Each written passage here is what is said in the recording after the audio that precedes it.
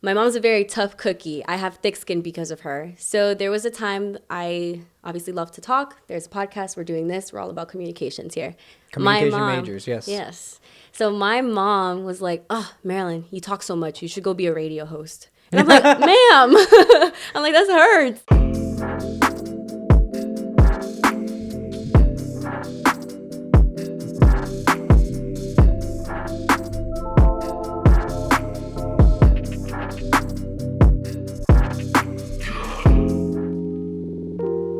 Just for the purpose of our friendship backstory and context, I met Marilyn at UCF in the radio and television program.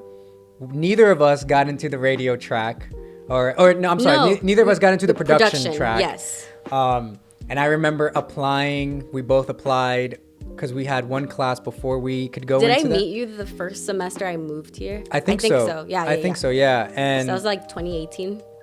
It was beginning of 2018. Literally the beginning of 2018. Yeah.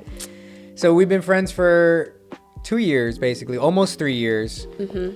But regardless, I feel like I've known Marilyn like from another life, and I trust her with everything. And I'm grateful for our friendship. First off, I just got to say that.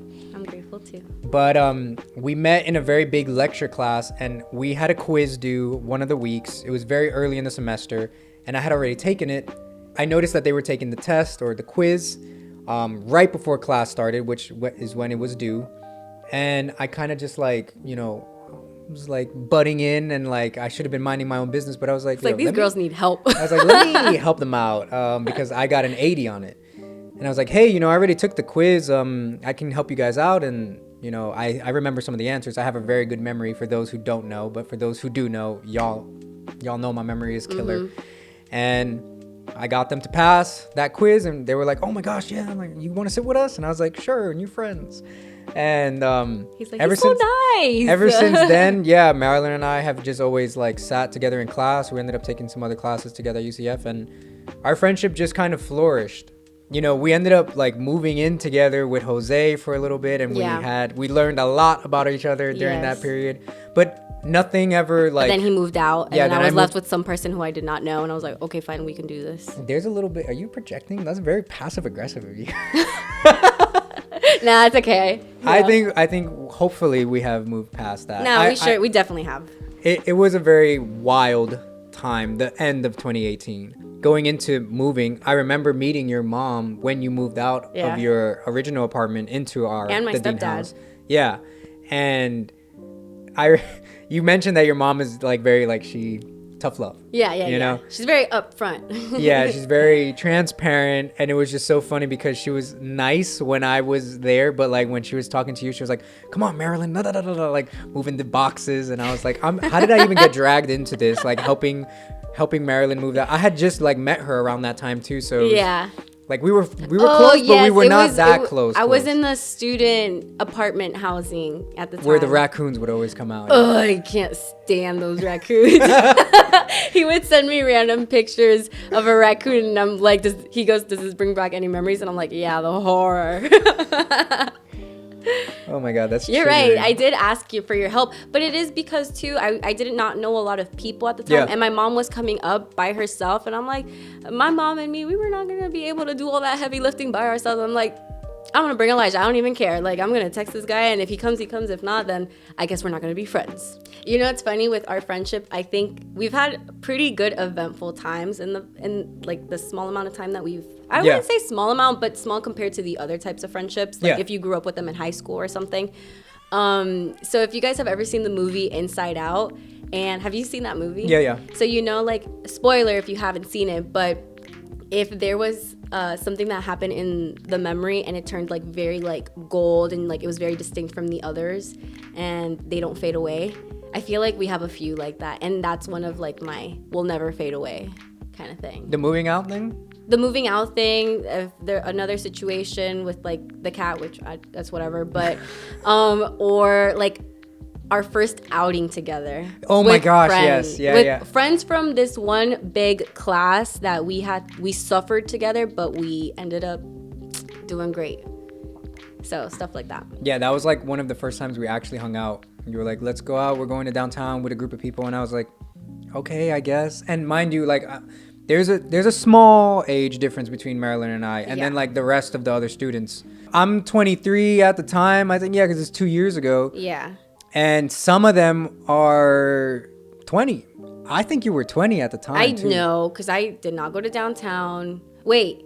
This is the first time that we went out. Like, I wasn't 21. You weren't 21 yet. I didn't have 20. a fake ID, guys, so I wasn't about that stuff. No, you were trying to find places that were 18. And then I got marked, and it's like, underage. Yeah, and I was like, this is gonna be awkward. 18, dude. I'm 23. Like, I was not 18. No, you were trying to like we. Okay, I see what you mean. The only places we could go to. I have a million thoughts running in my head right now. The only place we could go to was like the attic or something, and I was like, no. But I went anyway, just to like for the hang, and I ended up having to drive everybody home. Marilyn was also like babysitting everybody else. And I was like, how did I get in this situation? How did I get into this situation? And I just remember buying M&Ms at the gas station when I was putting gas, taking everybody home. And I was like, this is the win. Like the M&Ms, like this is the highlight. You were actually very happy about the M&Ms. Yes. I actually have a video of that too. But oh my gosh. One of the things that I think about like our friendship is that we have so much transparency within it. And like, we're very honest. Even if I'll tell you things a month later after they've already had, you know, at least you tell me. And I don't think that. And then likewise, I would tell him any secret thoughts that I'm having that I need a good friend soundboard. It would be Elijah. So. Yeah, absolutely. High five to us. Oh, that's. You gotta slap, make the noise. Brilliant. There you go. Wow. You're welcome. Brilliant. Let's talk about conscious virtues. Where did that idea come from? Okay. The person who planted the seed in my head was my mom. This was when I was probably, I want to say, 8 years old. My mom's a very tough cookie. I have thick skin because of her. So there was a time I obviously love to talk. There's a podcast. We're doing this. We're all about communications here. Communication majors, yes. Yes. So my mom was like, Marilyn, you talk so much. You should go be a radio host. And I'm like, ma'am. I'm like, that hurts. But she wasn't wrong, because I ended up wanting to do that because I do love to talk. I love to express my thoughts and opinions, and I love to hear other people's thoughts as well. But then, so then once I got older and it came for college time to pick a major, I was undecided for 2 years, and I just did my general classes. And then once I transferred, I had thought of my mom saying that to me, and my communication became way better as I grew up. Mm-hmm. And I'm still trying to improve it too. We're all trying to learn here every day. Always. And then I realized that, I probably want to go through the radio route. And then I looked for the programs, which one was the best one in Florida. And then UCF was one of them, got accepted. And then here we are. And then I was like, maybe I don't want to do radio. I want to be my own boss and create my own schedule and episodes. So then there was the podcast. It revolves around the 5 relationships, or the key 5 relationships, which involve yourself, your friendships, your family, intimacy, and with faith.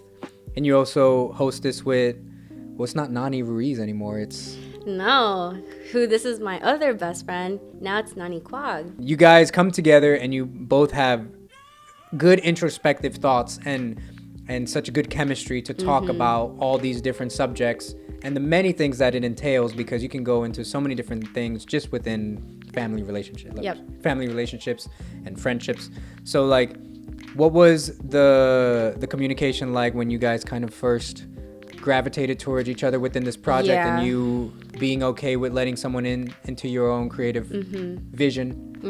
I will say, because once the idea of doing the podcast came into life for me, I met Nani through my first job that I got here in Orlando. You're welcome. Which it was because of Elijah. He texted me around. He's like, you should go apply to this Korean barbecue place called Izibon. And I'm like, well, I've never even heard of Korean barbecue before, but sure. And then I applied. So many benefits came out of that job. I met the love of my life. I met my other girl best friend over there. I had a quick learning bartending experience that was fun for a moment. And then, so thank you. Anyway, so once the podcast started coming into life for me, at the time, I was very stubborn. I said to myself, I don't want to have any person as a host. Like, I'd rather do it myself, because it was also the fact that I did not trust someone else with this idea. You know, that type of relationship, I don't know, it has to be nurtured. And you guys have to be on the same page about something like that. Yeah. So then Nani and I stopped working. I don't remember if I was still at Izzy, but I remember I was on the phone with her.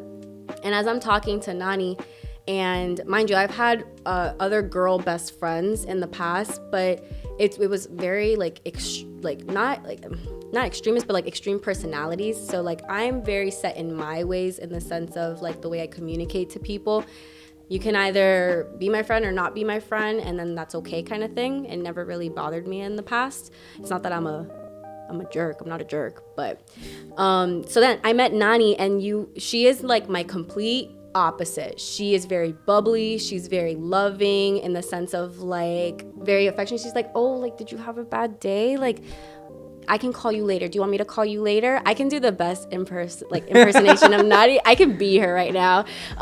So whatever. So I'm on the phone with her, and I'm realizing her personality as I'm talking to her about something completely different. And I'm like, Nani could be my co-host for the podcast. So now it's just like, let me present the idea to Nani, but if she rejects it, I'm gonna feel sad, but I'm still gonna love her. And then I presented it to her, and then she was like, Mari, she was like, I would love to do the podcast with you. When you told me about it, when you moved here, I wanted to say, can I do it with you? But I knew you weren't accepting people. And I was like, no, like, it's great. Like, we just complement each other so well. That's what I would say. Long answer, but I love Nani. So. No, absolutely. And I know that you've had, I don't want to say a tough time, but like, it's easier to become friends with someone of the opposite sex sometimes. For me. For you. For me. For me. And for other people out there also, yeah. I think. And one of the revelations also of this past year is like, when we talked about this, yeah, I was like, why are all my friends girls? Like, that's true. My guy friends are Mauricio, Justin, and then office hours. Yeah, office hours. Yeah. You know? Tony, he matters. Tony, of course, dude. How can I forget Tony? He's actually the love of my life. He's actually the love of my life. Excuse me. He's gonna watch this. He's gonna be like, oh my god. But you know, like, I don't have as many as I'd like. Shout out Eddie Hickle too, because he's also a man that pours into my life. And if you weren't named from Elijah, you know you're loved. Yeah, by him. you know what it is. You know the vibe. And but like, you know, I have you, I have Clarissa. Yeah. There's so many others, and it's just like you said something so integral, and it was just like, you just said, that's because we're in tune with our emotions, and so are you. And I was like, holy shit, like, you're onto something here. Mm-hmm. And not that any of my guy friends are not in tune with their emotions, or but the girls like, from the past. Right. It's just, I'm in a place where I'm much more emotionally intelligent now, and I'm very open to talk about that and like talk things through. Mm-hmm. And for you, I know that sometimes you just didn't get along with women, from what you would tell me. And in your think past. Now that, like, again, because we're so like in tune with our emotions, I'm always doing the work, guys. I recommend that to everyone, to always do the work as much as you can, or speak to people who can spot out the blind spots for you in an effective, loving way. Mm-hmm. But I'm realizing back then, when that was happening, where I was so like quick, like, all right, she's not gonna be my friend. It's because, one, she was not a positive benefit in my life, so I was instantly like, you're not gonna be my friend anymore. Or two, it could be so dramatic and petty for my liking, because that happens to some people, you know. And it's not with age. I don't think, and it's been proven to me that it has nothing to do how old you are. It's literally the experiences you go through life, and if you learn from it. So I remember in the past, when girls were acting a certain way, it was very quick for me to see that as a turnoff. Like, you're not going to be part of like my inner circle for my family. So the friendships that I create, ideally the end game, I don't see you just as a friend. I see you as a family member. Right. I love that. Yeah. Mm-hmm. And I think that's how I've looked at life too, growing up. And because I've had the same friends since almost middle school, some of them, you know, like people that I've known since I was in middle school, Jose, Galvin, Clarissa, and even you, who I've known for 2 years, like, I already consider you part of like the original squad or whatever. When I think of the Dean house and like the people that would go to the Dean house, it's a good 12 people that I don't think I will ever lose contact with. Like, they will always be around. Yeah, I say this as a joke, but Elijah's gonna be part of my bridal party. Yes, so, it's not a joke. Yeah, it's very progressive, and I'm super about it. And I have this like mindset of like, when you're in, like, you're in because I allow you in, if that makes sense. Like, yeah. Like, there's no bridges that will get cut or broken off of that. Like, I don't believe in breaking bridges with people, and if people aren't adding value into my life, I'll take a few steps back, but it's still very apparent that I'm there for you if you need it and if you want it, but like, I'm gonna do what I gotta do. I was gonna say, not a lot of people are like that. I know I'm not like that. Yeah. I am and it's not that it's a bad thing. It's just we all tolerate at a certain level.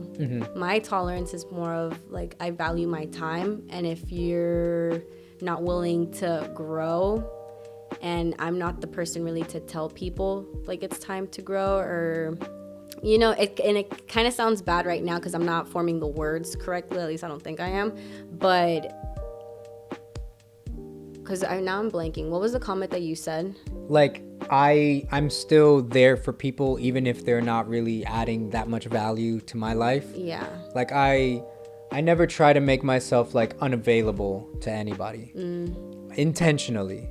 Like, I might be busy, I might be doing other things, or I just may not have the time. Yeah. But if someone is looking for something, it's kind of like just a reminder, like, yo, I'm always here. Just, you let me know whenever. Yeah. If you want it and if you need it, I'm here. Yeah. And not like in the needed or want it in the very like selfish aspect, but it's just like hey, if you're going through something and you need someone to talk to, if you want my help with something or want my input on something, like, I'm not going to completely write you off or dismiss you. I'm not that kind of person to cut those bridges.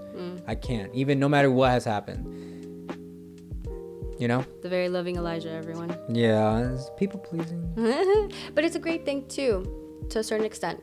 Yeah, you just can't. There's not one personality out there that's like, that's the way to go. Yeah, and everything is in moderation and balance. So like, if it's too much, if you're overdoing the people pleasing, that's when it's unhealthy. Yeah. If it's, you don't want to be a doormat. Too much of anything, is bad. So just finding that balance. Yeah. You're a bit more reserved. I think your circle is smaller than mine. My circle's way smaller. Yeah. I can probably count my friends in the sense of that's the way to go. Like, with my friends, like, that's my friend. But yeah, to go back on that, it's just more of the fact that if I see a friend and they're just not, I don't know. They're not growing. Yeah. You don't want them around because they're stunting you. Yeah. That's fair to say, and it's okay to feel that way. I think that it goes back into the adding value. Like, if someone's not adding value into my life, which you really have to take a minute, not even a minute, you might have to take like a couple hours to evaluate those kind of friendships. I mean, me, because I have a lot of people in my life. Yeah. But like, who is truly adding value to my life?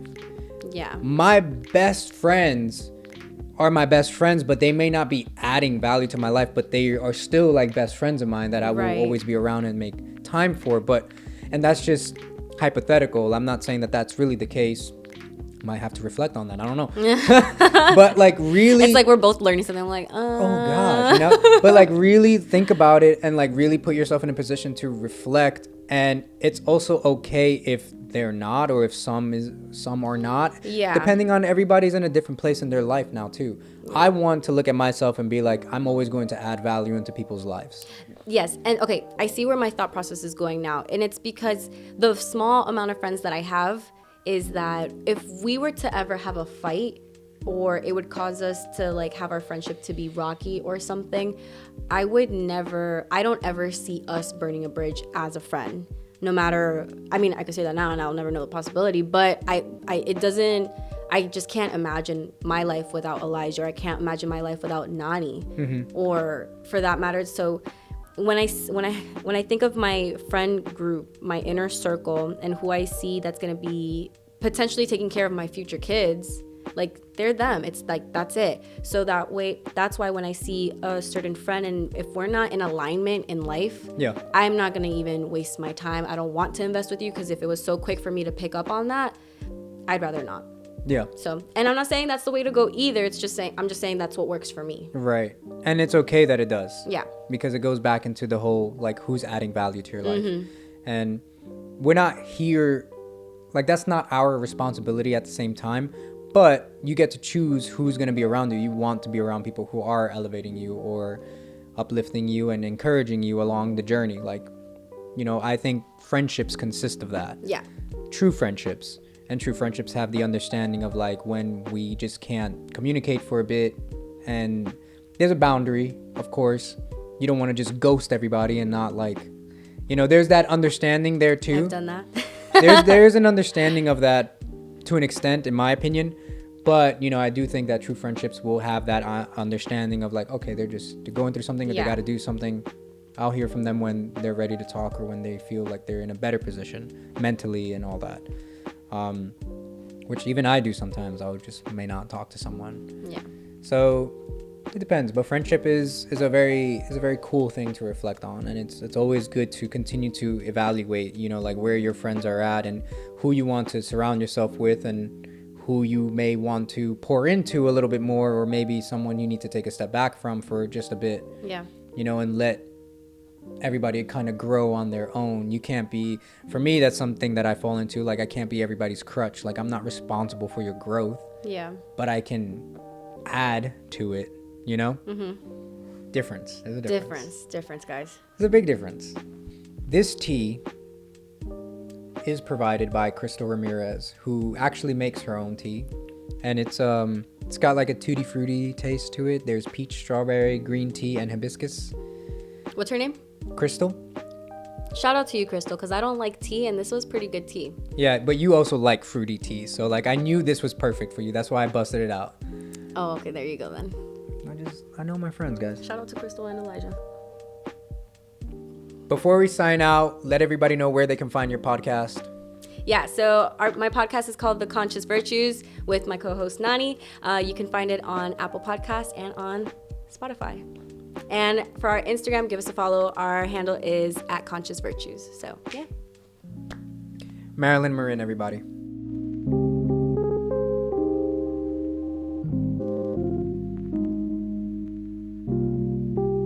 Yay! We did it! That's dumb. You're annoying. You're my friend. You're my friend.